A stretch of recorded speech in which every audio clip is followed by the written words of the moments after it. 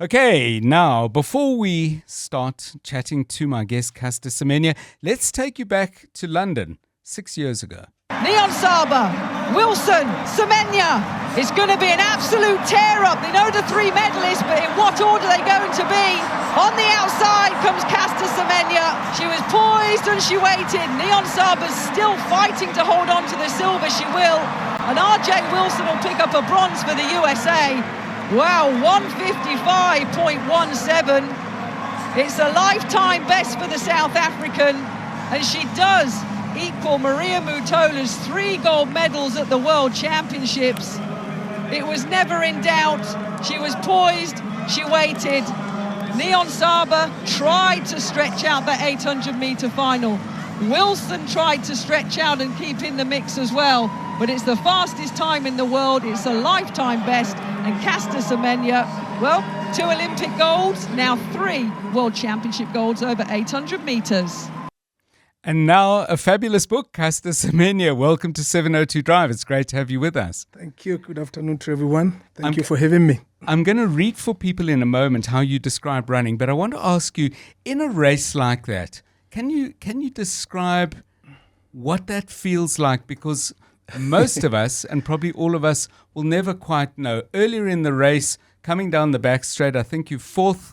But even though we know what happened, even if we didn't know what happened, you can sense what's going to happen. But describe it for us. What's it like? It takes a master class, to run a race like that. I think you must remember I came through 5 rounds before that final, and I knew they were going to take it hard. But for me, it takes patience and patience, just waiting for the right moment to move, because I've been studying like 800 for about a decade before that final. And when those two went in front, when Sava took a lead and then AJ Wilson followed, I knew they were going to make it hard. And for me, it was just to compose myself and be patient. I knew I had a great kick. I knew I could move anytime I want, but it's all about waiting for the right moment. It's always about survival of the fittest. Yes. And for me, I knew I had a strong last 200 meters, but I knew they can't match me the last 100 meters, which is I've been doing it for over, 6 years. And in my mind, I was like, okay, this is a fast race, but not really fast enough, because if they could have passed 55, I'll say yes, they could have hammered me. On the first 400, Yes, the first 400. Yes. But when I saw 56, then I see maybe it's 56, then I saw 57. I knew I'll come back with 57, So all the time you're running and calculating and thinking. Now, this book is full of many beautiful passages, but I want to share this with you briefly that appears right at the beginning of Caster's book. It says, "I love running with all of my heart. It is one of those things that just makes sense to me. Runners at every level know what I mean when I say running makes me feel free, but also grounds me. It is like meditating for me. It centers me, and this is the bit I love. There's this thing that happens every time I get to the starting line of a race. My mind goes completely silent. I wonder what that must be like. I hear nothing except my own breathing. I see nothing except the track in front of me. Some people call this the zone, where the line between nothing and everything no longer exists. We are simultaneously in and out of our bodies." Caster, let's talk a little bit about the book. How did you feel while you were creating this book, and now that it's published? You would have had to revisit some wonderful moments like London 2017, but some very difficult moments like Berlin in 2009. How do you feel now? Did it bring you some peace? Of course, poetry, emotion. I think it's all about just reliving those memories. For me, I live in the moments. I always tell people that I'm the moments and I'm always in the moment. But when writing this book, it takes me back from the beginning. When I mean the beginning, it's when, I was still brought up, age of 4 or 5, when I discovered that one day maybe I may be one of the great, sportsmen, in South Africa. And I was like, okay, let me carry through it and see if I can be able to maintain it. But then with the book, they're full of emotions, they're full of memories, but this has been a journey where I can say it has been a healing process. It has been a healing moments where I take myself back to the moments where were the highest, some they were the lowest, some I was in the dark, you understand? Yes. And for me to pass through that, I need to go back, meditate, and then, be in a zone where I'll say, when I'm writing down, when I'm recording something, I'll be like, how did it feel when I was in that moment? There are moments where, of course, I was not happy. There are moments where I was just sad.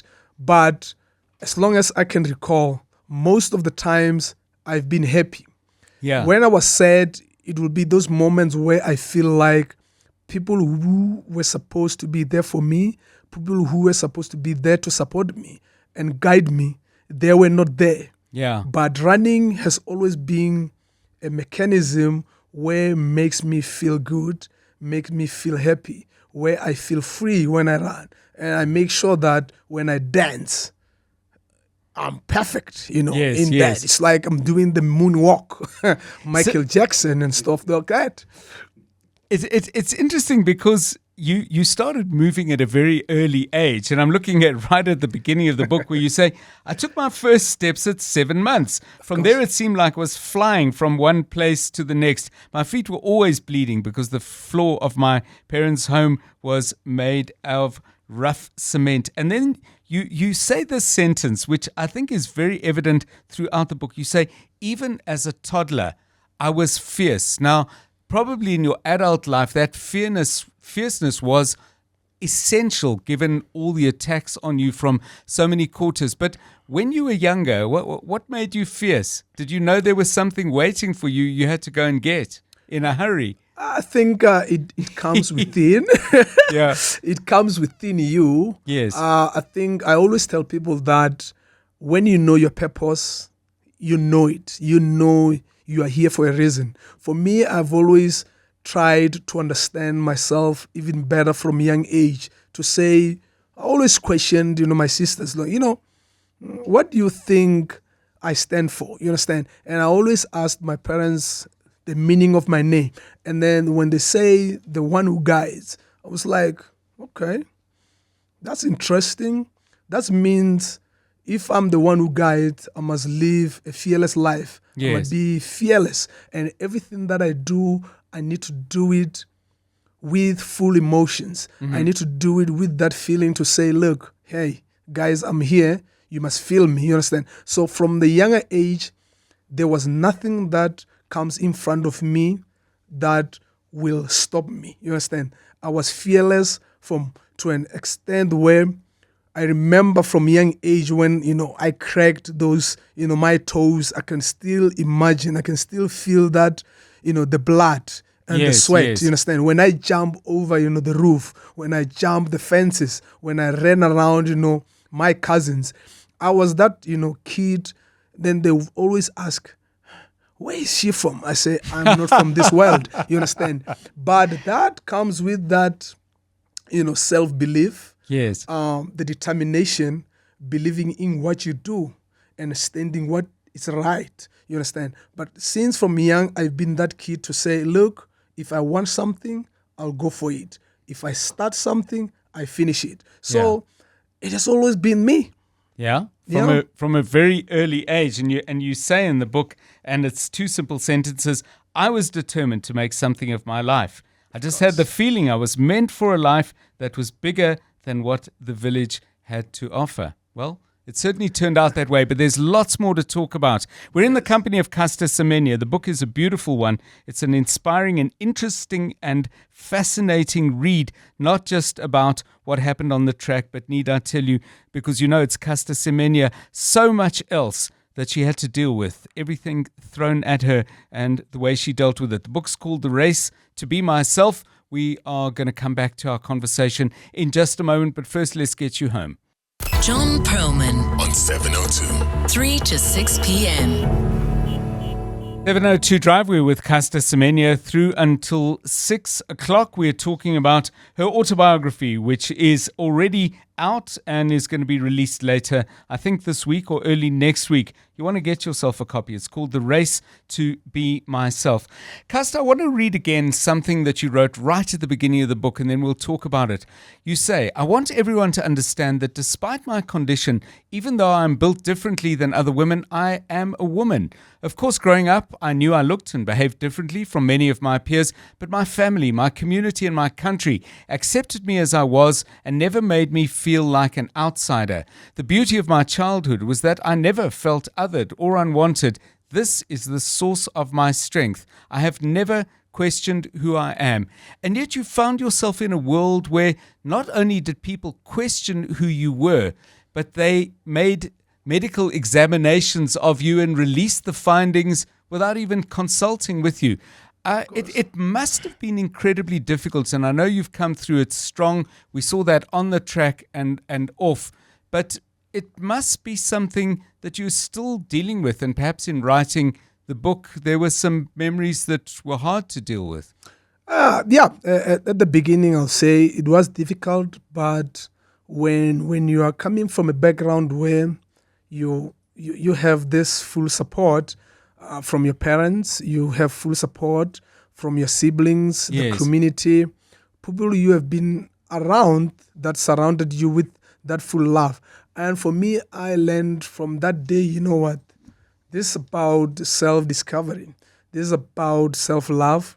You need to start loving yourself to an extent where even if you're questioned, your gender or you're not good enough, you should, carry on and walk, with your broad shoulders. And it has been a great lesson and a great journey for me because that's when I start discovering the power in me to say, look, I own me. I am me for me. I'm not me for anyone. And even if people try to violate me, I do not allow that come into my way. It does not stop me from being the woman I am. And since that day, I was like, you know what? I am going to start loving myself for who I am. I'm going to appreciate myself for who I am. You understand? And that comes from what my parents has done for me. The only thing that they've showed me is to accept me, to appreciate me, to give me support regardless of what. But the most important thing that they've done is to make sure that I'm happy each and every day. When I came through this, situation, it made me feel like, you know what, if my moms, my dads, ask me questions like that, who are they to decide what I should look like, how I should behave, how I should dress like? If my parents love me for who I am, I'm going to do that. And from that day, I started having a great relationship with myself to an extent where I make sure that I study myself so I can understand myself in a full potential where I'll say, you know what, I love myself the way I am. Yes, I'm a woman and I'm fast. And so what? You understand? This is one of those things we say it's like positivity at its best because you stay focused, you maintain posture. The process, for me being a multiple champion, it comes from self-love. Yes. Appreciating yourself. Yes. Yeah, and you put it clearly in the book, and I'll just read this little brief bit. What I started realizing, even from my young days, is that people treat you the way you treat yourself. I never hid or felt ashamed to look and act the way I did. If you gave me something sour to taste, I gave it right back. And no one likes the taste of their own medicine. There are a few fights in the book, by the way, and we'll talk about them a little bit later. 5:29. Let's get a business update. You're with John Perlman, and I'm with Caster Semenya, and delighted to be because I've been devouring her book, which is just coming out now. It's called The Race to Be Myself. Caster, let's change tack completely and talk about being a parent, because in the midst of all of the stuff going on in your life, you find love with Violet Rasiboya, and you continue running, but all the while a family is taking shape. Now you have 2 children, and you say, becoming a parent for the first time changed my perspective and my priorities. How? What changed? Of course, at first, my priorities always lied more on me. Yes. It was just all about myself, all about building myself, success, making sure that, I live a good life. I thought I've been living good life, but till I have these 2 souls, in my life, I was like, you know what? I've been missing something, because they teach me, how to be a great human being. They teach me, how to love, how to support, how to be there, for others, how to care, and they make sure that, they just teach me to be a good parent, because you are never a good parent up until they decide, to get out of the way, they make you run for your life. You start throwing everything, all over the house. Yes. Breaking your trophies, throwing the medals. You lose your rings. Lock up the medals. Lock up everything, Yes. So it's a beautiful life, because now I have a purpose. Yeah. Okay, I thought I had a purpose in running. I had a purpose in changing lives. But now I have a purpose to grow someone. I have a purpose to mentor. Yes. You understand? So I have a purpose to teach one to be a great person, to respect, to love themselves, to understand a whole perimeter of life, you understand, as a whole. So this is one of a beautiful life I never thought, I never imagined. Yeah. Are they fierce? Are they as fierce as you were? Yes, they just like me. They just like Violet, The firstborn, the confident is at its best. The second-born is like rough like me, how I grew up. You understand? Yes. So they took, both on us. The other one is more like Violet. The other one is more like me. But I love the attitude. I love how they live their life. And I feel like we're going to see a lot of swimmers in this house. Tell me this, Caster. I mean, the legal battles do continue. I don't know if you run in the same way, because presumably running to prepare for competition are very, very different things. Do you feel that your career is on hold, or do you feel like it's over? No, we got to be honest here and be realistic and be practical. When I was stopped, 5 years ago, obviously for me, I was preparing myself to take another role. You understand? My role now is no longer about me competing.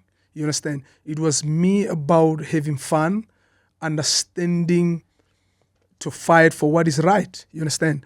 Now my ultimate goal is to make sure that the young upcoming generation does not face or go through what I've had to go through. You understand? Now you look at the Swiss court, and then you look at the Supreme. When they decided, this ruling has been discriminatory. Yes. You should start considering human rights. For me, it's a win for life. Yes, It shows positivity and shows that there are people who are using brains when it comes to ruling, when it comes to treating people with respect, with dignity. You understand? And when I'm being asked about competition, I was like, there's nothing left for me on the track, because I've done the best. Yes. I've been one of the most, great 800-meter runner of our generation. So for me, I've accomplished everything that I've ever wanted. But now it's my job and my responsibility to fight for those who cannot fight for themselves. Yeah. The ones that cannot voice out. You understand? So me, competition is no longer in stake. It's just all about doing what's right for those who cannot fight for themselves. And you've got the Maasai Running Club raising another generation of runners. We were chatting in the break, Caster and I, and she was saying 57 of their runners have made it to the school's national finals this year. So the grass is growing and growing strong underneath her feet. Listeners are responding to our conversation with Caster Semenya. Queen sends this, says, Caster is an inspiration, a very humble human being who will greet and smile back at you when you meet her. She says, I do my running at the HPC. She calls it her jogs. And when I meet her, she is so pleasant. I love her. Let's hear from a couple more of you. 702. WhatsApp John on 072 702 1702. Good afternoon, John and the team. John, Caster is an epitome of inspiration and resilience. I'm actually inspired by how she administered to navigate through hardship, particularly from the pressure that ensued from the media back in the days. She is an incredible athlete. Well done, Caster. Joe from Kempton Park. Have a splendid afternoon. How's it, John? Hello to Caster. I have a question for Caster. There's this celebration she used to do when she won the races. I don't know how to describe it, but it's like she crossed her arms on her chest, and then her hands would flap her shoulders, and then she'd make like muscles. I don't know how to describe it, but she knows what I'm talking about. I just want to know the inspiration for that celebration. That celebration was dope. That celebration was doper than Usain Bolt's celebration. Caster had the most dopest celebration ever. And yeah, I just want to know where does it come from, And it was done with so much confidence, Caster had so much confidence in herself. I think she knew Vele, which she was great. But yeah, the celebration, where does it come from? And now we are going to be taught all about the Cobra. Caster, over to you. And get the book, by the way, because the story's there. But the Cobra, please. No, thanks. No, I think the inspiration behind the celebration simply I explain like this. I'm strong and I'm a cobra. You must know when the cobra strikes, the venom is deadliest and a dangerous, snake. And then when I dust my shoulders, it comes behind the eagle because I can fly. An eagle also is untouchable. So that's the cobra. That's the celebration, and that's the inspiration behind it. I'm strong when I flex. When I cross, my arms, it says I'm an eagle, I can fly, and as well as the cobra. So that's it. If you want the lessons, you know where to find me, HPC grounds. Cobra lessons, sign up now. Special discount for 702 listeners. But Caster, the book has a beautiful description about the Cobra and about decisions being made about how does this look? And you showed it to Violet early in your relationship. She gave it the once over and said this works. But right at the end of the book, you say this about the Cobra, and it's a wonderful way to end the book. It says, I mind my business and I don't back down from any challenge. I stand strong and I stay in control. I am Caster. I will always be myself. No one can rule over my life. That is what I call the Cobra mentality. In the book, though, Caster, and you've come through so much and you've come through it so incredibly strong. But there must have been very, very, very difficult times. And you describe a patch, I think 2013, 2014, where things were particularly difficult. Was there a time when you thought, you know what, I can't see a light at the end of the tunnel? Or have you always had faith that bad as this is, I'm going to survive? You don't know in what form, but you're going to survive. Yeah, to be honest, there are times where, of course, I had the darkest, moments where, I'll not see the end of the tunnel. But I never gave up. I always told myself, you know what? If God gave it to you, you will conquer. You'll overcome that. And I'm grateful that I had a great support system around me, because the toughest time, that's when, I got injured after Olympics, 2012. Yes. I dislocate the knee, and then I come home, and then I'm there, sitting, and then there comes Violet, being harsh to me, and be like, you see, you're useless. You need to start going to school. I'm like, oh, you just like everyone who doesn't like me do good. She's like, now, is either you're going to choose between me and your sports. You understand? Do your sports. And I'm like, now stuff the sports. I'm going to choose you because I see the future. Yes. And that started to, that's the awakeness. You know, I got up and I was like, man, am I going to lose her if I choose running? But anyway, running, I'm still limping. I'm injured. I'm not doing nothing. Definitely, I'm useless. And then from that day, I started picking myself up and say, I'm not going to give up on my life because I cannot run. You know, running, now I started realizing that it's a short-term career. You know, so now I have to go back to school. And then when I'm busy studying, she's like, yeah, now I can see I'm important to your life. And say, yes, you did lighten up something in me. And I'm grateful for that because as we speak, you speak to me as a more of a qualified sports scientist because I completed my diploma in sports science. I did my BTech. I did, you know, my postgrad, you know, in sports management. So I have a better understanding of life. But then that shift of going back to school helped me to be constructive, helped me to be able to manage myself in the best way. And after that, I remember I won about 4 medals. Yes. You know. One Olympic gold and 3 world champs. Olympic golds, 2 world champs. You know, it's crazy. So I just have to say something about Violet because it's clear from the book that your wife is a really remarkable woman. But you say this about her, describing that moment where she said to you, get your act together. Go and study. This is what she said. Violet was one of those people whose soft demeanor and quiet voice could give people the wrong impression. Her kindness was not a weakness. She always told me the truth, even when I didn't want to hear it. Caster, I want to deal with one more thing and come back to running just for a moment. Yeah. You know, often, and I remember this from commentary where they would say, Caster just cruises past these women, no effort at all from Semenya. And you make the point in the book, and I think it's a really important one. Running is my freedom and my joy, but my body bears the marks of doing this thing I love. I endure the pain during endless training sessions. Of course. I think it's a general thing, but maybe very specific to you because of all the things people were implying about you and suggesting that you had some kind of natural advantage that was unfair. It's painful and tough to compete at the level that you did, isn't it? Of course, it's very hard. It comes with a lot of sacrifices.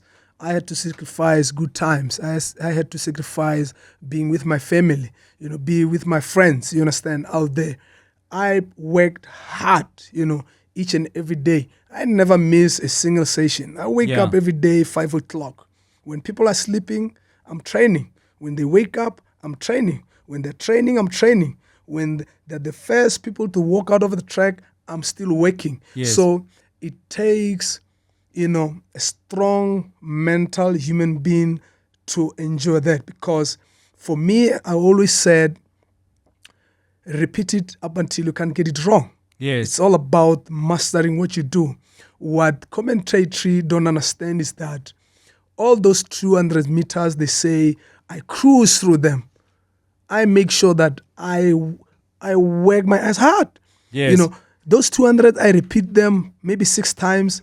I need to run them with 25 seconds. Yes. You understand? 400, I need to run those 400 with 54 seconds times 4. You understand? People need to understand it's all about hard work. There's no other advantage than being first at the gym and being last, you know, working out the gym. Caster Semenya, the book is wonderful. It's called The Race to Be Myself. The life has been remarkable, and it's not even halfway done.